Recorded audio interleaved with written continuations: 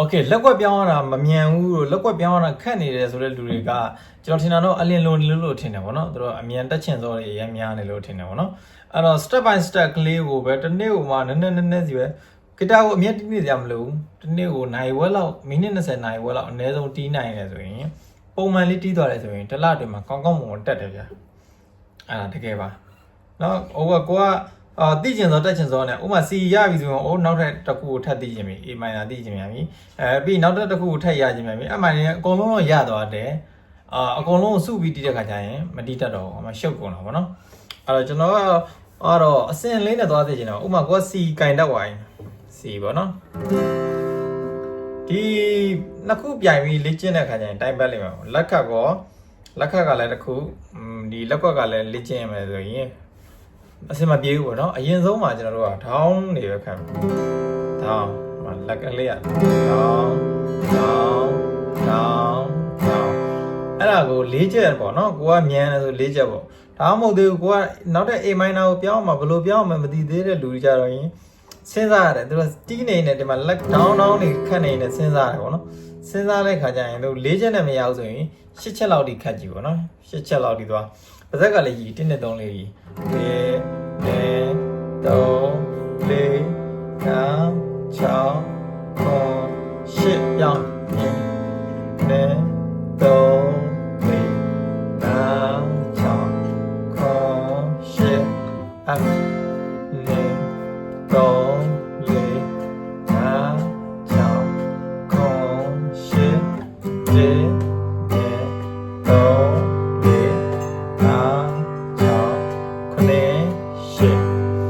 โอเคအဲ့လိုမျိုးလေးပဲလေ့ကျင့်ဖြည်းဖြည်းချင်းလေ့ကျင့်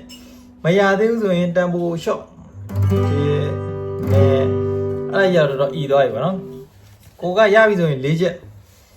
ရပြီဆိုရင်၄ချက်ပြောင်း1 2 3 4 โอเคအဲ့ဒါရပြီဆိုရင်မြန်မြန်လေးသွားပါ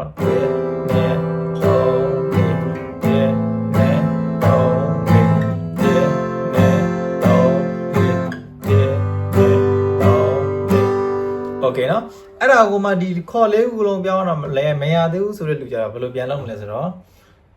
C နဲ့ A minor နဲ့နှစ်ခုအရင်ကျင့်မယ်ကျွန်တော်တို့ကဂီတာလေ့ကျင့်တဲ့ခါကျရင် family round call လိုက်မမိနိုင်တဲ့လူတွေကြတော့၄ခုစီပဲကျင့်ဥပမာ G ဆိုရင် G minor C D နဲ့ကျင့် C ဆိုရင် C A minor F G နဲ့ကျင့်ပါတော့အဲ့လိုမျိုးလေးပဲအဲ့နှစ်ခုတော့ရအောင်ကျင့်တာပေါ့နော်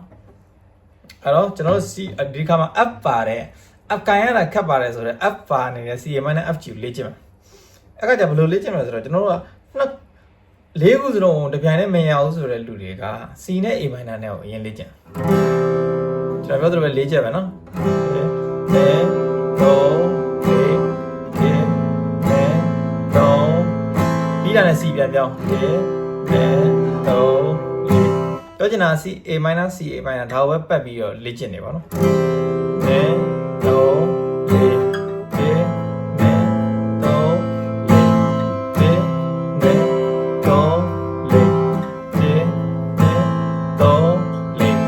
โอเคအဲ့ဒါရပြီဆိုရင်ကိုကပိုင်ပိုင်နိုင်နိုင်ဖြစ်သွားပြီကျွမ်းမြင်ရွာကြီးဒါတော့မှသိပြီးတော့လက်ပြောင်းတာတော့သိအထွေထူးခက်မနေဘူးဟိုမှာတချို့တွေရှိတယ်လေကျောင်းကနေရဒီလိုကြီးပြန်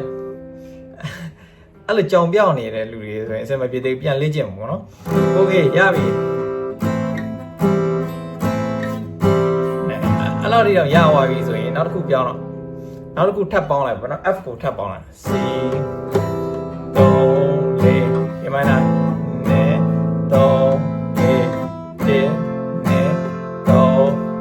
ပြန်စား